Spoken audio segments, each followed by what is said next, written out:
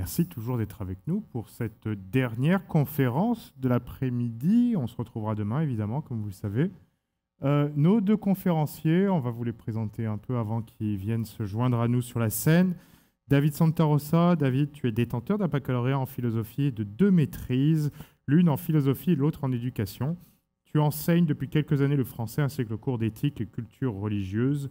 On peut te lire aussi régulièrement dans les pages opinion de différents journaux, dont dans la revue L'Action nationale et sur le site de la revue Argument. On peut aussi t'entendre sur les ondes de Radio VM à l'émission Questions d'actualité de Jean-Philippe Trottier et à la mienne, au Monde d'aujourd'hui aussi, et aussi à Cube Radio de temps en temps, où tu vas discuter de politique, d'affaires publiques, de nationalisme et de guerre idéologique qui divise le Québec. Et tu as publié en 2022 un ouvrage très intéressant que je conseille à tous, pour ceux qui ne l'ont pas lu ici, à propos de la pensée woke, ton premier essai, La pensée woke, aux éditions Libère. Il est disponible si vous souhaitez vous l'acheter. David Santarossa, bienvenue, tu peux te joindre à nous. Merci beaucoup. On peut l'applaudir, hein.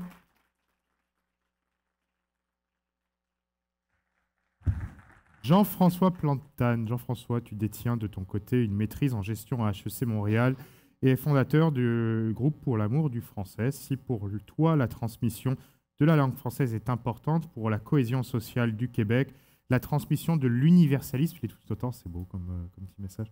Et Jean-François, tu t'intéresses donc au modèle de gestion et aux dispositifs langagiers employés en organisation dans la transmission des valeurs communes du Québec. Il est donc naturel pour toi de t'opposer à l'EDI, à son lexique toxique, qui, selon toi, est contre-productif à la transmission de la culture québécoise et à l'universalisme. On peut applaudir Jean-François. Merci beaucoup d'être avec nous aussi.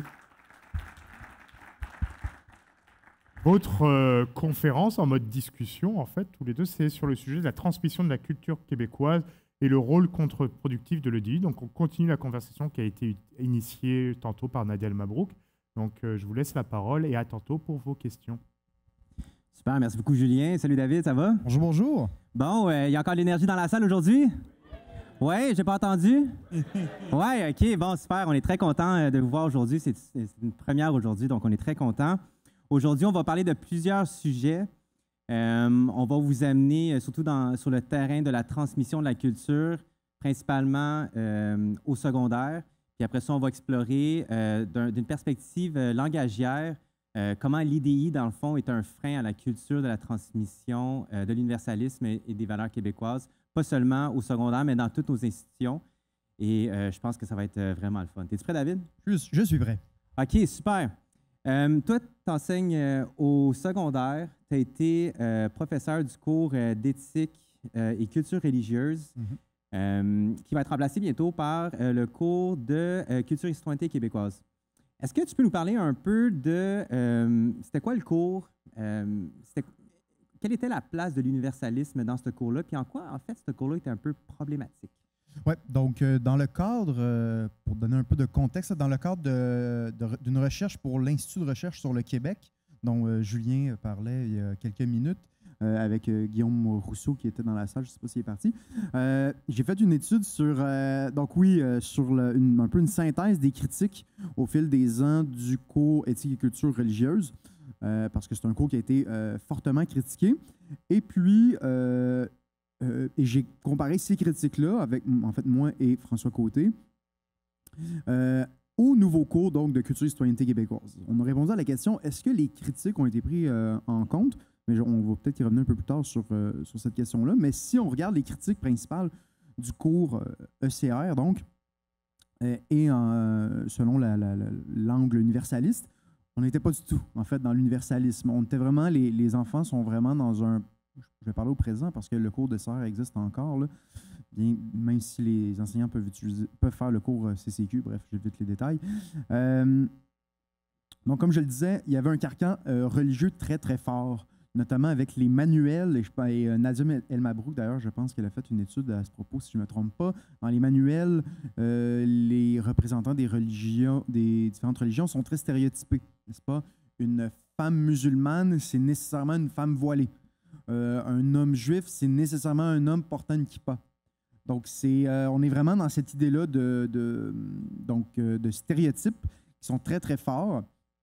Et puis, le cours ECR, en fait, essayait de bâtir un vivre ensemble sur ce qui non pas sur ce qui unit les gens, sur ce qu'ils ont en commun, mais plutôt sur ce qui les différencie. Donc c'est vraiment pour ça, là, j'ai vu plusieurs enseignants de CR au secondaire faire passer, par exemple, comment dire, des sondages auprès de leurs élèves pour savoir c'était quoi leur religion, c'était quoi leur croyance, pratique, etc. Et là, tu as certains élèves athées qui se disent, ben là, est-ce que moi aussi, il faut que j'en aie des croyances et des pratiques, là? Donc là, il y a une forme d'anxiété qui vient avec ça. Donc, il y a plusieurs parents même qui m'ont partagé ça. Donc, comme je dis, c'est vraiment le carcan religieux. Et puis, il y a une des idées fondamentales aussi avec ce carcan religieux-là, et ça ici, je cite Georges Leroux, si on veut, le concepteur du cours, professeur de philosophie, qui disait que le cours devait offrir, et ça je cite entre guillemets, un respect absolu à l'égard des religions, l'idée de respect absolu. Donc, le cours, en fait, était non neutre, à mon sens, parce qu'il ne permettait pas la critique des religions. Et du moment qu'on refuse, qu'on empêche la critique des religions, ben, on n'est plus dans l'universalisme. On tombe dans un relativisme qui dit, ben, lui a ses croyances, elle a ses croyances, toi, tu as tes croyances, respectez-vous là-dedans. Il y a une espèce de respect, d'ailleurs, un peu superficiel, c'est-à-dire, on peut se critiquer tout en se respectant, c'est ça le but d'une démocratie. Mais là, avec le cours SR, on n'est peut-être pas du tout là-dedans. C'était vraiment l'idée de on ne doit pas critiquer les croyances. Et c'est une conception aussi de la religion. Une religion, bien sûr, il y a des croyances spirituelles, mais une religion, c'est aussi des mœurs, c'est des valeurs, c'est des habitudes, c'est des règles. Ben, ces règles-là, parfois sont pas éthiques, parfois sont inégalitaires, on le sait. Ben, faut les critiquer, il faut les remettre en question. Et c'est ça l'universalisme, finalement. C'est la liberté d'expression, la libre critique. Alors, on n'était pas du tout là-dedans. Donc, je pense que c'est très, très rapidement, là, je pense que ce serait ça un peu la critique de CR par rapport à l'universalisme. C'est étant donné qu'on met la religion sur un piédestal, ben, on tombe dans le relativisme, pas dans l'universalisme. Là, il y a eu une révision de ce cours-là, mais en fait une abolition. Ça a été remplacé par le cours de culture et citoyenneté québécoise. Il y a eu beaucoup de critiques autour de ce cours-là. Est-ce que... Bon, puis là, ça va être enseigné à partir du mois d'août. Il va être aussi obligatoire. Il est obligatoire à partir du mois d'août, oui. En quoi consiste ce cours-là? Parce que c'est quand même un gros titre.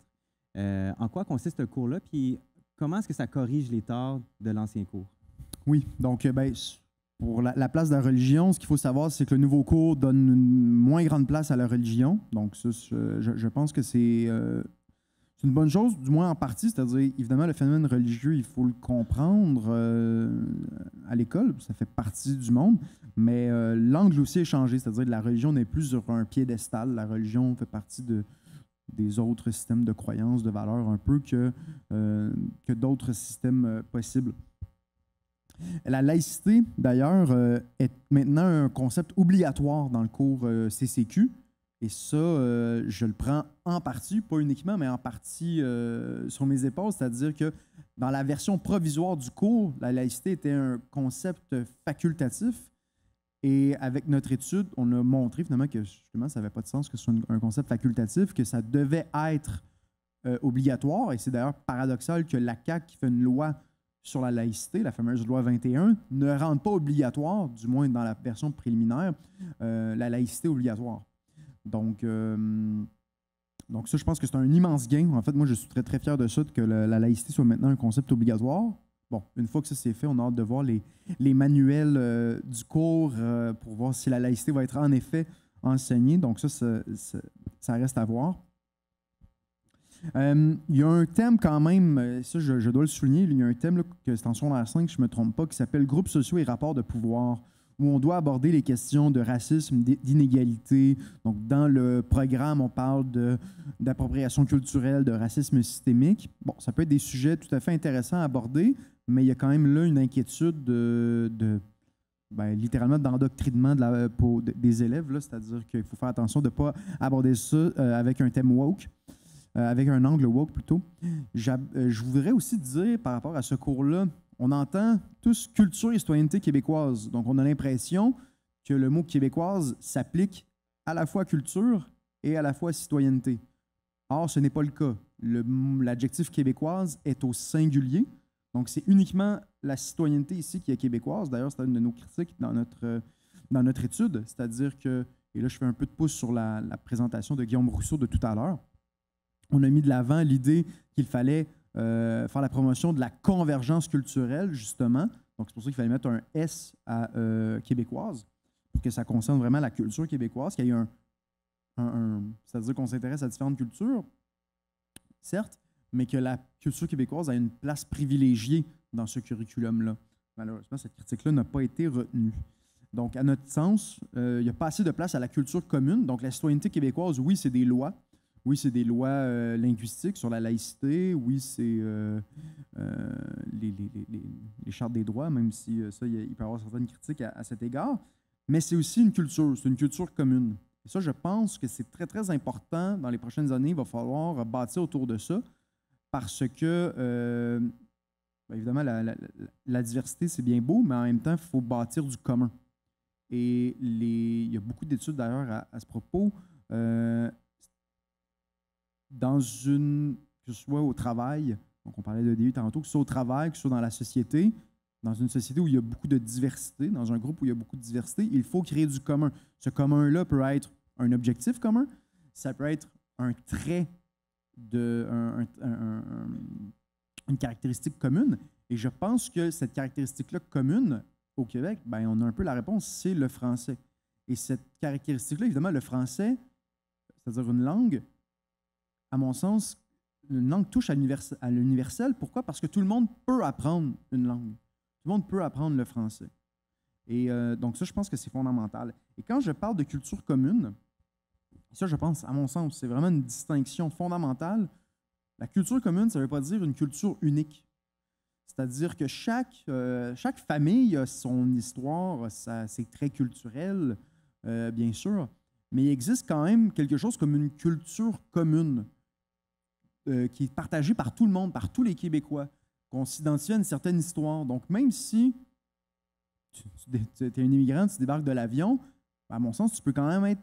Évidemment, tu gardes certains traits de ta culture, c'est tout à fait normal, mais en même temps, il y a une partie de toi qui dit je m'inscris dans un destin collectif, je m'inscris dans la démarche de Samuel de Champlain, en quelque sorte. Donc, je peux m'approprier cette histoire-là. Ça fait partie de l'histoire commune. Et je garde, tout en gardant finalement mon histoire personnelle, mon histoire familiale, peut-être même communautaire, mais il y a quelque chose comme une histoire commune qui existe. Et ça, je pense qu'on aurait pu mettre cette idée-là de convergence culturelle, justement, davantage dans le cours.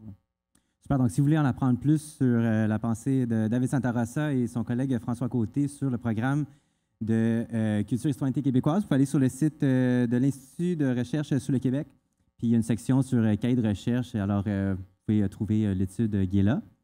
Là, on va se déplacer momentanément aux États-Unis parce que, bon, on peut faire une espèce de lien comme quoi les gestionnaires en éducation se sont beaucoup inspirés de ce qui s'est passé aux États-Unis parce que c'est ça qu'ils ont importé. Peux-tu nous parler de qu'est-ce qui se passe justement présentement aux États-Unis? Est-ce qu'il y a y a-t-il quelque chose de nouveau qui arrive? Quelque chose de différent sur lequel on devrait peut-être porter attention en sachant que si nos gestionnaires ici se sont inspirés pour l'EDI puis un paquet de trucs, on sait aussi que il y a cette affaire-là qui se passe aux États-Unis puis ça risque d'être importé. Fait que tu quelque chose comme ça en ce moment? Oui, tantôt, Julien en parlait qu'aux États-Unis, donc, il y a un document très bien financé sur le suprémacisme blanc, la suprématie blanche plutôt, dans l'enseignement des mathématiques, ni plus ni moins. Donc, donc oui, c'est une idée farfelue, ça l'a fait réagir tantôt, j'ai entendu des rires, mais en même temps, c'est un document qui est appliqué dans différents districts aux États-Unis. Donc, ce n'est pas non plus des idées qui sont dans des départements obscurs aux États-Unis. C'est appliqué, du moins c'est discuté dans des... si on veut, des centres de services pour reprendre nos termes à nous, là. Donc oui, je pense qu'il faut s'en inquiéter. Et en fait, l'idée au cœur de ça, c'est que dans nos classes, donc, moi je suis enseignant au secondaire, j'ai des gens de différentes origines, et puis je ne devrais pas traiter mes élèves de manière égale. Je ne devrais pas les traiter de la même manière, en fait. Je devrais les traiter différemment. Et on donne une série de stratégies, de trucs pour ce faire. On va conseiller, par exemple, quand, par exemple, un problème de mathématiques, on crée le problème de géométrie, peu importe, en fonction de l'origine culturelle de nos élèves. Donc, et là, je veux dire, ça peut paraître caricatural, je ne crois pas à ce que je dis, mais vous comprenez l'idée. Donc, je ne sais pas si j'ai un élève d'origine chinoise, eh bien, je vais me dire, pour lui, je vais faire un travail sur la longueur de la Grande Muraille de Chine. Si j'ai un élève égyptien, ben, on va faire de la géométrie avec les pyramides. Donc là, on tombe totalement dans des stéréotypes qui, j'ai l'impression qu'il n'y a pas si longtemps que ça, auraient fait rire, c'est-à-dire que c'est tellement ridicule de justement tomber dans ce type de stéréotype-là. Et pourtant, c'est ce genre de choses qui est mis de l'avant dans ces documents-là. Donc, je pense que traditionnellement, l'antiracisme s'opposait aux stéréotypes. Aujourd'hui, j'ai l'impression, du moins, l'antiracisme racialiste, comme on l'appelle, lui, il se nourrit des stéréotypes, en fait. Et il est en accord avec ça. Dans le New York Times, ça j'en parle dans mon livre, on pourrait parler de mon livre tantôt peut-être, dans le New York Times, qui n'est pas la moitié d'un journal quand même, un journal très, très prestigieux, on disait, demander à des Noirs d'arriver à l'heure, c'est leur faire violence parce qu'eux autres, ils n'arrivent pas à l'heure. Donc, oui, c'est pas mes mots, hein? C'est le New York Times. Donc, voyez-vous, donc traditionnellement, justement, on aurait combattu ces stéréotypes-là à raison, et aujourd'hui, il y a des formateurs antiracistes qui s'en nourrissent. Et puis, donc oui, c'est en fait... c'est dégueulasse quand même. Donc voilà. Et ça, d'ailleurs, de tout ce document-là, je l'ai analysé en profondeur avec le professeur Frédéric Morneau-Guérin, qui est professeur à la TELUC en éducation. Et puis, donc, je pense que vous pouvez aller trouver ça sur Internet. Là, je pense que ça vaut la peine. C'est un long document qu'on a fait, là, quelque chose comme 30 pages. Et puis, il y a aussi une autre chose, et ça, on l'entend beaucoup. Ah non, j'ai un autre exemple pour vous avant. Ça va vous faire rire. On nous explique que, donc, vous l'avez probablement tous vécu ici, votre enseignant vous demandait de lever la main avant de parler, n'est-ce pas? Hein? De dire, ben écoutez, si on ne lève pas la main avant de parler, ça va devenir cacophonique. Or, croyez-le pas, vous irez voir le document si vous ne me croyez pas, demander aux élèves de lever la main fait partie de ce qu'on pourrait appeler la suprématie blanche dans la classe. Donc, rien de moins, parce que justement, il y aurait un contrôle de la parole de la part de l'enseignant, et le contrôle de la parole, ce serait quelque chose de spécifique à la suprématie blanche. Bref, vous irez lire ça. Et je reviens sur cette idée-là de suprématie blanche, parce que c'est l'argument qui revient souvent. Ne pas le faire, c'est participer à la suprématie blanche. Demander aux élèves de lever la main, ça fait partie de la suprématie blanche. Je fais le lien avec l'universalisme. Au fondement de l'universalisme, il y a quoi? Il y a le dialogue, un vrai dialogue. Du moment qu'on commence à dire « ça, c'est de la suprématie blanche », est-ce qu'il peut véritablement avoir un dialogue? Pas vraiment. Parce qu'on met une étiquette infamante sur quelque chose. Donc là, le commun des mortels se dit « ben là, je ne veux pas participer à la suprématie blanche » et on comprend que personne ne veut faire ça. Donc, on vient en fait prendre en otage. On vient prendre en otage certains concepts comme ça. Et puis, le dialogue devient tout bonnement impossible et ça devient vraiment problématique. Ça, c'est certain. Et je pense que,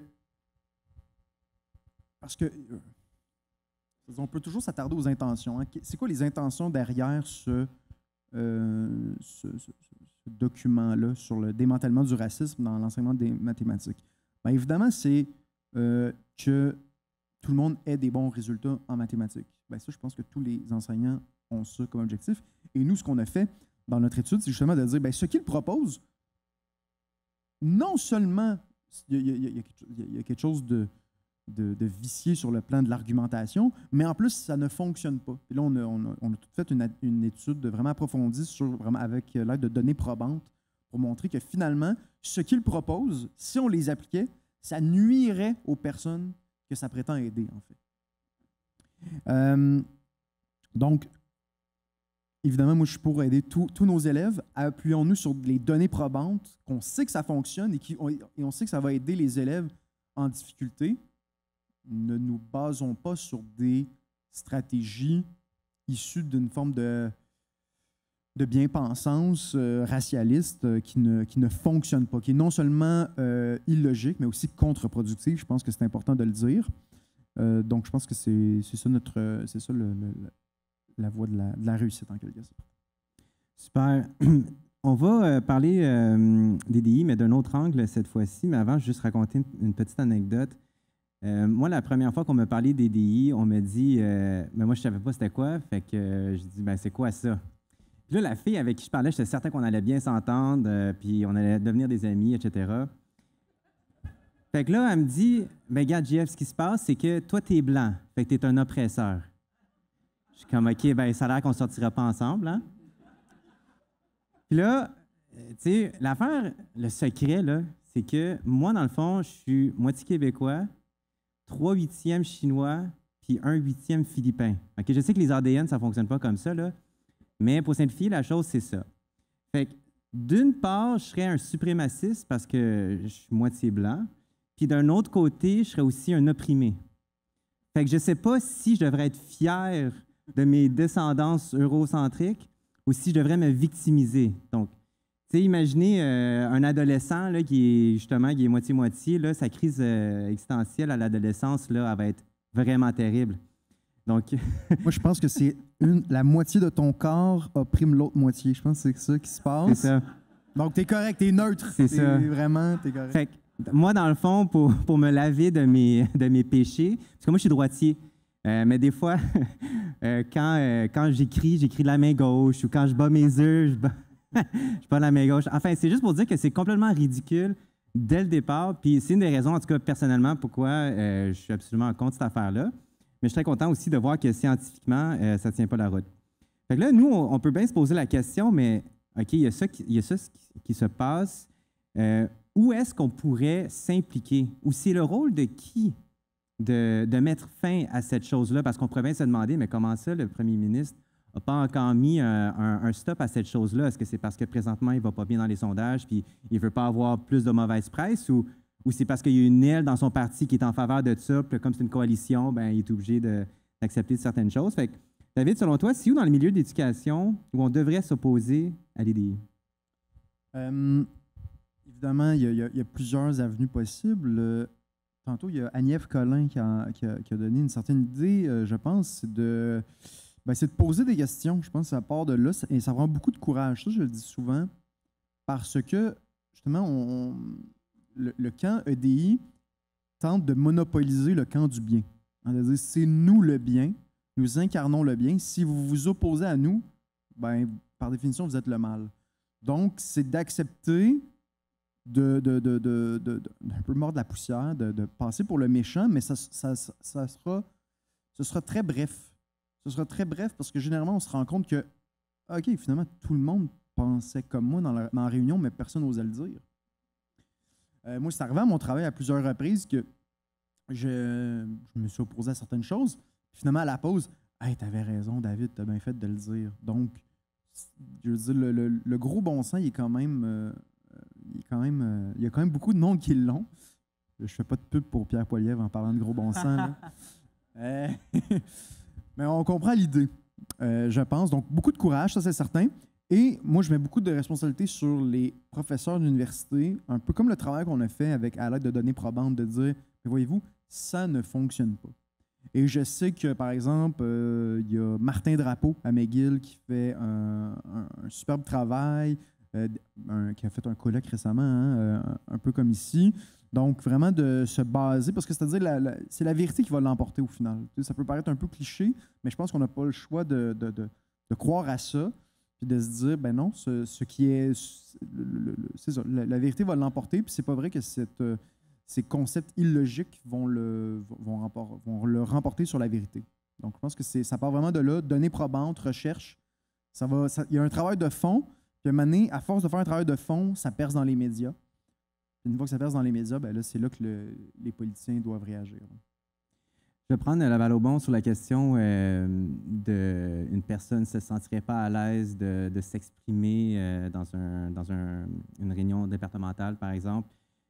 Moi, je me pose la question en tant que personne qui s'intéresse à la langue française, à la transmission de la langue française, mais aussi aux opérations de gestion.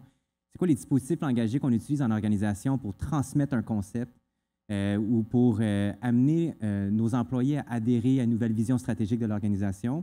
Ce qui nous amène en tout cas moi, à m'intéresser aux dispositifs langagiers. Et quand on regarde l'EDI, c'est comme si on était tout le temps échec et mat face à la chose. C'est impossible d'être contre. Pourquoi? Fait que là, je vais juste introduire un petit bouquin qui pourrait intéresser les gens ici, avant de parler de ton livre, David. Yana Grinchpoon, qui est linguiste à Sorbonne Nouvelle à Paris, qui a fait les écoles communistes quand elle était jeune. Elle s'intéresse aux dispositifs langagiers de la propagande, puis elle a écrit un livre qui s'appelle « La fabrique des discours propagandistes contemporains, comment et pourquoi ça marche ». Et ce qu'elle fait, c'est qu'elle explique c'est quoi les idéologies, et ensuite elle rentre dans la propagande, comment la propagande s'impose, et par la suite, c'est quoi les stratégies et les dispositifs langagiers employés. Fait que là, je vais juste vous nommer quelques concepts qui pourraient vous donner des pistes par rapport à « Ah oui, c'est comme ça que ça s'appelle, je vais faire plus de recherches là-dessus parce que là, ma secrétaire n'arrête pas de dire que je suis pas une bonne personne ou etc. » Bien, elle utilise tel dispositif ou telle stratégie. Fait que là, je vais juste laisser tomber une pluie de concepts puis je vous laisse faire vos recherches là-dessus par la suite. Donc, vous pouvez acheter son livre. Donc, des stratégies pour imposer l'IDI, disqualification de l'interlocuteur, accuser l'autre de démagogie, distorsion des concepts, la pensée magique, des slogans, l'occultation, la dissimulation, l'appel à la pitié, la victimisation, la censure. En matière de moyens linguistiques, la manipulation du lexique, la mutation sémantique, les maîtres mots ou les mots valises.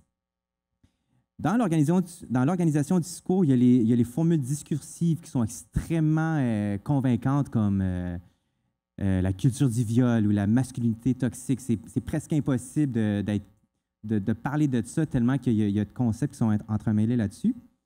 Puis au final, on se pose la question, mais c'est comment ça, est-ce que tous ces dispositifs-là sont utilisés ou comment ça les gens se donnent la légitimité d'utiliser ça? Mais ça, c'est parce que justement, il y a eu une institutionnalisation du lexique, de ces concepts, mais aussi des pratiques comme l'ostracisation, l'isolement et l'intimidation. Fait que ça, dans le fond, comme t'expliquais, David, le remède, c'est la vérité, c'est la recherche. Et le courage, surtout beaucoup de courage. Oui, ça prend du courage. Moi, je viens juste d'être employé dans un cégep, puis il y avait une rencontre départementale. On nous parlait d'EDI. Puis là, j'étais comme, ouais, mais il faut que j'attende mon 6 mois avant de me prononcer là-dessus, sinon on va me congédier. Mais mes collègues d'autres cégeps, ils m'ont dit, Jeff, tu ne peux pas y aller frontalement, il faut que tu y ailles de ta perspective. Et j'ai timidement levé la main en disant, j'ai un énorme malaise par rapport à ces choses-là, qu'on me traite d'oppresseur alors que j'ai même pas eu la chance de savoir de quoi qu'on parle et de ces choses comme ça. Il y a eu un silence extrêmement malaisant parce que je peux comprendre à travers toutes ces techniques-là que les gens ne voulaient pas s'exprimer. Mais finalement, il y a une personne qui, elle aussi, elle avait le ras-le-bol, puis elle a juste dit « Jeff, on est tous avec toi, t'inquiète pas. » Fait que là, la direction a fait genre « Wow, tabarouette. » Donc, ça prend juste ça. Oui, merci. Ça prend juste ça. Ça prend juste une personne pour dire « Je suis mal à l'aise par rapport à ça. Il me semble qu'il y a quelque chose qui cloche. Est-ce qu'on peut faire un peu plus de recherche? Pourquoi l'empressement là-dessus? Il y a déjà des politiques d'embauche. On a-tu vraiment besoin de l'EDI? Et si on est obligé de le faire parce que c'est une condition pour obtenir du financement, est-ce qu'on pourrait aussi dire à l'interne, écoutez, on est obligé de le faire. C'est rien contre vous, mais vous êtes libre de critiquer la chose. Mais si vous voulez du financement, faites juste, apprenez la danse, faites-le. Mais pour le reste, entre nous, on n'a pas besoin d'y adhérer. Ils pourraient faire ça aussi, là. Ça serait une autre manière de détendre l'atmosphère au travail, n'est-ce pas? On va parler de ton livre qui, justement, offre un lexique sur les DI. Donc, David a écrit un livre qu'il a publié il n'y a pas longtemps qui s'appelle « La pensée woke, analyse critique d'une idéologie ». Est-ce que tu peux nous parler de l'importance d'un langage commun, puis comment tout ce lexique woke et toute l'affaire des DI, qui a son propre langage, dans le fond, nuit à cette transmission de la culture québécoise puis des principes de l'universalisme? Oui, tout à fait. Le lexique woke, l'idéologie woke, ou EDI, c'est des synonymes rendus là, nuisent à l'universalisme. Et je reviens à nouveau sur la notion de dialogue, qui, à mon sens, est au cœur de l'universalisme. Dans un dialogue démocratique, il y a une égalité entre les citoyens. Que tout le monde vote, il y a une égalité entre les voix. Or, avec le wokisme, on nous dit non. Il y a certaines voix qui ont plus de valeur que d'autres. Parce qu'on va nous dire, ben, toi, David, tu es blanc, donc ta voix est déjà présente dans l'espace public. Alors que une autre personne racisée, sa voix n'est pas présente. Et ça amène l'idée aussi de représentation, hein, que moi, c'est les hommes blancs qui me représentent et d'autres personnes, c'est les femmes noires. Or, Muriel Châtelier, je ne sais pas elle est où, me représente 100 fois plus que Justin Trudeau. Je pense que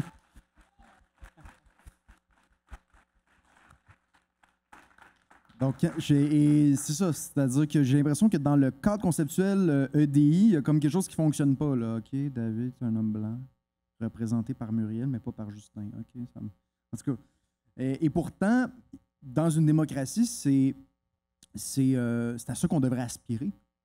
C'est-à-dire que, à la limite, je peux comprendre que, tu sais, intuitivement, c'est peut-être en partie vrai qu'on peut, si tu vois quelqu'un qui te ressemble, quelqu'un que ton âge, par exemple, peut-être que tu vas te sentir intuitivement plus rejoint par son discours. Peut-être. Mais c'est pas ça vers quoi on doit tendre. On doit justement dépasser ça et de dire non, ben, l'âge, c'est une caractéristique parmi tant d'autres. Puis il y a plein de gens de mon âge avec qui je suis en accord, puis plein de gens de mon âge avec qui je suis en désaccord. Donc, on doit dépasser ça, même si je comprends que peut-être intuitivement, on peut avoir certaines... on a tendance à aller vers des gens qu'on connaît, on doit dépasser ça. Et je pense que c'est ça aussi, l'universalisme. L'universalisme, je pense que c'est être conscient qu'on a des idéaux et qu'on travaille vers ces idéaux-là. Que finalement, on n'est pas rendu à ça, mais on doit les entretenir, je pense. Je peux donner d'autres exemples, quelques exemples de problèmes aussi en lien avec le dialogue, le lexique. Je pense au terme comme microagression. Et ça revient aussi avec, je peux à nouveau le lien avec l'universalisme. Moi, quand j'étais à l'université, je faisais ma maîtrise en éducation, on me disait, c'est une microagression si tu demandes à tes élèves leur origine. Donc, tu viens de quel pays? Parce que finalement, c'est comme si on les mettait de côté en leur disant qu'ils ne sont pas vraiment québécois. OK. Le cours d'après, on me dit, pas prendre en considération l'origine ethnique de ton élève, c'est une microagression. OK. Donc, je dois le prendre en considération, mais je ne dois pas poser de questions. Puis ça devient compliqué à un moment donné, là. Hein? Donc oui, ça c'est un exemple. Un autre exemple, à mon sens, très problématique, dont on a beaucoup parlé, la question du racisme systémique. C'est quoi la fameuse définition du racisme systémique? Ça me semble assez simple quand même. C'est de dire, s'il y a une loi, une règle, peu importe, qui crée des inégalités entre les races, entre guillemets, ben, c'est une loi qui participe au racisme systémique. Or, c'est-à-dire, si on accepte cette définition-là, ça ne veut pas dire que c'est une bonne définition, mais si on l'accepte, ça veut dire que la loi 101, c'est du racisme systémique. Parce que, comme toute loi linguistique, c'est-à-dire que, évidemment, que si tu demandes aux nouveaux arrivants d'apprendre le français, ben, ils vont avoir certaines difficultés à l'apprendre, ça va de soi. Mais ce n'est pas du racisme systémique pour autant, à mon sens. Pourquoi? Parce qu'on accompagne les nouveaux arrivants dans leur francisation, on investit, bon, peut-être pas assez, mais ça c'est un autre débat. Là, on s'intéresse aux principes. Donc, Donc voilà, c'est-à-dire que si on applique le racisme systémique, l'idée de racisme systémique, ben, il n'y a aucune transmission d'une culture québécoise qui est possible. Il n'y a aucune culture commune qui est possible parce que justement, on va toujours dire que ça exclut certaines personnes. Alors non, c'est pas vrai. C'est pas vrai que la loi 101, ça exclut certaines personnes. C'est-à-dire peut-être qu'après ma barre, mais on les accompagne dans la francisation. Donc, c'est pour ça que le concept même de racisme systémique, il faut le laisser de côté, à mon sens. D'ailleurs, j'ai Yannick Lacroix qui est devant nous, qui a écrit un excellent texte sur le racisme systémique sur le site de la revue Argument et dans la revue Argument aussi, si je ne me trompe pas. Allez lire ça, c'est vraiment exceptionnel. Donc, c'est pour ça qu'il ne faut pas se poser la question, est-ce qu'il y a du racisme systémique, oui ou non? Est-ce que c'est un concept qui est valable, valide? Et à mon sens, non. Ça, c'est un exemple parmi tant d'autres. Donc, l'hypothèque islamique, ouais, ça, c'est un autre dossier. À part entière, vous avez raison. Et on arrive, en fait, avec ces différents exemples-là, je pense, on arrive au terme où l'individu, en fait, n'existe plus.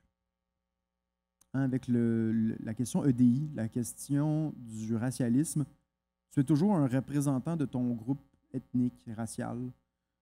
Tu es plus un individu, justement, qui est capable de prendre des décisions, qui est capable de se détacher de son groupe aussi, parce qu'on fait partie de groupe aussi, il faut le reconnaître. Et ça, je pense aussi que ça met à mal l'idée d'universalisme, parce que, oui, on fait partie d'une nation, mais on est aussi des individus. Et ça, je pense qu'il faut entretenir ça aussi. Et avec l'EDI, on n'entretient pas cette idée-là d'individu. On est toujours un représentant d'un groupe. On est toujours le résultat des forces de la société. On n'est plus des élèves. J'ai plus d'élèves, finalement, qui sont capables de fournir des efforts ou d'être paresseux. J'ai des élèves, tout simplement, qui proviennent d'un milieu socio-économique. Or, le milieu socio-économique ou c'est jamais une fatalité, même si évidemment ça peut avoir un effet sur le réel, c'est jamais une fatalité. Il faut entretenir, je pense, aussi l'idée d'individu, sans non plus le déifier, je pense. Je vais faire du pouce sur le concept d'individu. Toujours de mon expérience, et la notion, je vais faire plein de liens ici avec la notion de représentation.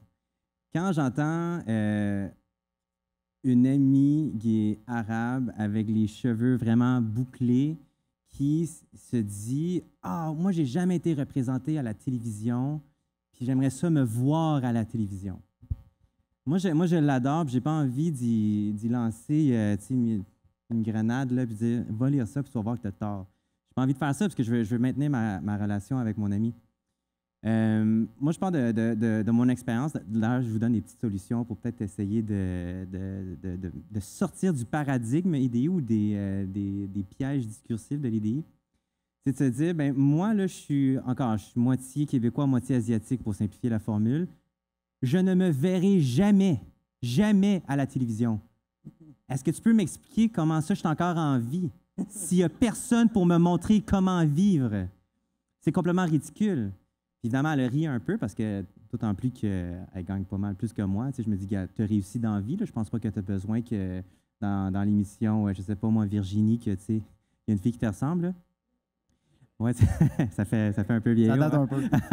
Fait que, moi, j'utilise un peu l'humour, puis j'utilise ça pour faire le tremplin vers le concept dans l'universalisme de la responsabilité individuelle de faire un pas vers l'autre, de s'intéresser vers l'autre et de ne pas toujours considérer son petit nombril comme étant la victime d'un système qui est toujours contre nous. On vit quand même dans une des époques où l'être humain n'a jamais été en aussi bonne santé avec des structures sociales pour lui permettre de faire tellement de choses incroyables. Fait que moi, j'amène la personne à se demander, mais toi, tu fais quoi? C'est quoi ton rôle là-dedans? Puis évidemment, les gens n'aiment pas tout le temps faire de l'introspection parce que là, on les met sur la sellette. Ça, c'est une des premières choses, mais moi, je les accompagne pour dire, regarde, est-ce qu'on peut lâcher ça, s'il te plaît? Mais il me semble que ça crée une division entre nous deux. Ça, c'est quand je suis avec mes amis. Quand je suis avec des collègues ou des gens que je ne connais pas, puis j'ai envie de danser un peu, je leur pose la question, mais qu'est-ce que tu veux dire par représentation? Qu'est-ce que tu veux dire par diversité? as-tu des preuves que ça fonctionne? Puis en général, la réponse, c'est tout le temps, ah ben je sais pas trop, puis non, j'ai pas de preuves, mais j'ai vu ça sur Internet ou quelque chose. Puis souvent, la personne, elle cherchait juste un projet. Tu sais, on a tout ce phénomène psychologique de vouloir adhérer à un groupe ou d'être validé par un groupe. Puis en ce moment, ce mouvement-là nous permet de participer à un groupe. Et donc, moi, ma responsabilité personnelle pour amener les gens de se rapprocher de l'universalisme québécois, ben, c'est de prendre un ami à la fois puis de dire genre, ben, t'es-tu certain de ça? Est-ce qu'on peut abandonner ça? Il me semble que le terme, au lieu d'inclusion, le terme que tu cherches, c'est intégration. Puis que dans intégration, tu as ta part de responsabilité, tu ne trouves pas? Puis là, ils vont réaliser que, ah ben ouais, en général, oui. Donc, ça peut être des pistes de solutions. On peut terminer, hein, parce qu'il reste quelques minutes. Il en reste encore 5. Écoute, on va finir sur toujours des... Moi, j'aime ça, finir sur des notes positives et des pistes de solutions. Ça serait quoi la prochaine étape, David, selon toi, pour passer à autre chose? Vraiment pour, en finir avec cette affaire-là, puis vraiment passer à autre chose. Ça serait quoi ta stratégie, selon toi, qui fonctionnerait, soit dans le milieu de l'éducation ou en société en général? Je pense qu'on doit miser sur la question de la convergence culturelle pour revenir sur ce que Guillaume Rousseau disait. Parce qu'on sait qu'il y a quand même des oreilles attentives au gouvernement pour ça. Et ce serait quand même quelque chose d'important parce que il y a la convergence culturelle, puis ça a plusieurs tentacules. Et spécifique, quelque chose de très précis, puis ça aussi, je sais qu'il y a une oreille attentive au gouvernement, mais par exemple, l'idée d'application de la convergence culturelle, l'idée de tronc commun dans les lectures au secondaire. À mon sens, c'est assez fondamental. C'est l'idée, en fait, qu'il y ait un ou deux ouvrages obligatoires à chaque année du secondaire. Et ça crée du commun. Pourquoi? Parce que tu aurais tous les élèves au Québec qui liraient le même roman en secondaire 1, le même roman en secondaire 2. Et là, évidemment, c'est banal. Là. Je ne vous dis pas que ça change le monde, mais quand même, des petits efforts comme ça qui créent du commun. Ça m'apparaît très, très important. Il y a aussi, c'était Louis Cornelier qui avait donné cette idée-là, le chroniqueur au Devoir. Il a dit, pour avoir des moments spécifiques, par exemple, à la première journée d'hiver, dans toutes les écoles du Québec, à chaque année, on pourrait faire jouer une chanson « Mon pays, ce n'est pas un pays, c'est l'hiver » de Gilles Vigneault. Des moments de culture comme ça, des moments de commun qui justement permettent de tisser des liens, qui permettent de faire communauté, de dire « OK, ça, tout le monde l'a vécu ». Je ne veux pas trop ouvrir une immense porte, mais au début des années 2000, on a fait la fameuse réforme avec l'approche par compétence. Et avec l'approche par compétence, on a mis un peu tout ce qui est on a mis les connaissances quand même de côté. Or, les connaissances, c'est ça qu'on a en commun aussi. Et moi, je parle à beaucoup d'enseignants, puis il y en a dans les assistances, je le sais, des enseignants au cégep qui ont l'impression que, OK, mais les élèves que je reçoive, qu'est-ce qu'ils ont en commun? J'ai l'impression qu'ils ont tous fait des choses différentes, ils ont tous lu des livres différents, ils ont tous fait des recherches différentes au secondaire. Donc, c'est qui cet élève-là, au final? Donc, de créer du commun, puis de multiplier les occasions de culture commune, je pense que c'est la prochaine étape. Oui, je suis vraiment d'accord avec ça. Ça serait le fun aussi que nos médias, ou en tout cas les gens qui sont capables de donner les micros à des gens, qui sont capables de les cibler. Je pense que ça serait aussi une bonne idée de donner le micro aux gens qui se sont intégrés, puis qu'ils ont complètement embrassé la culture québécoise. C'est quand même fou à quel point on vit bien ici. C'est fou aussi comment les gens qui adhèrent à l'EDI puis tout ça, c'est des gens qui vivent dans la ouate. Parce que les gens qui quittent des pays où il y a de la religion extrémiste ou de la pauvreté ou du racisme et tout ça, ils viennent ici et sont super heureux. Puis là, tout d'un coup, tu sais, un voisin de village qui a aussi immigré, mais là, tout d'un coup, il se met en position victimaire. Fait que, tu sais, si on peut juste donner le micro, dans le fond, aux gens qui se sont intégrés et qui aiment ça, peut-être que le message sera entendu que quand on te demande de t'intégrer, on ne te demande pas de t'oublier. Là. On fait juste te demander au minimum de pas foutre le trouble. Tu as une culture commune. Tu as raison. Et des histoires positives, il y en a beaucoup plus qu'on pense. Et j'ai l'impression que tu as raison, le discours victimaire a été très, très populaire auprès des médias aussi. Hein. Dans les médias, on avait l'impression que si tu étais une personne racisée et que tu étais malheureux au Québec, là, Radio-Can va te lancer 3-4 micros pour que tu parles sur toutes les plateformes. On a cette impression-là. Et j'ai peut-être l'impression, c'est vraiment une intuition, mais que tu as peut-être des gens issus de la majorité historique francophone qui se sont dit ben voyons donc, les personnes immigrantes ou d'origine immigrante sont donc bien chialeux. Or, ben, quand tu sors de chez vous et tu parles à ton collègue de travail qui est d'origine immigrante, tu te rends compte que, ah ben, je veux dire, globalement, je pense que ça s'est bien passé. Est-ce qu'il y a eu des problèmes? Assurément, le Québec n'est jamais une société parfaite, ne le sera jamais, mais on tend à l'améliorer. Mais c'est-à-dire le portrait est beaucoup moins sombre que peut-être certains médias tentent de le montrer. Alors, pour en apprendre plus sur les pensées de David Santarossa, je vous rappelle son cahier de recherche sur le cours de culture des citoyennetés québécoises que vous pouvez retrouver sur le site de l'Institut de recherche sur le Québec. Vous avez également son livre La pensée woke, analyse critique d'une idéologie. Vous allez pouvoir trouver un lexique EDI. Et pour mieux comprendre les stratégies discursives que nos charmants collègues qui ont adhéré à ces... c'est pas nos ennemis, hein, c'est quand même nos collègues, nos membres de la famille. Donc, pour mieux comprendre dans quel piège ils sont tombés, vous pouvez toujours lire le livre de Jana Grinchpoon qui s'appelle « La fabrique des discours propagandistes contemporains. Comment et pourquoi ça marche ». David, merci beaucoup. Merci à toi.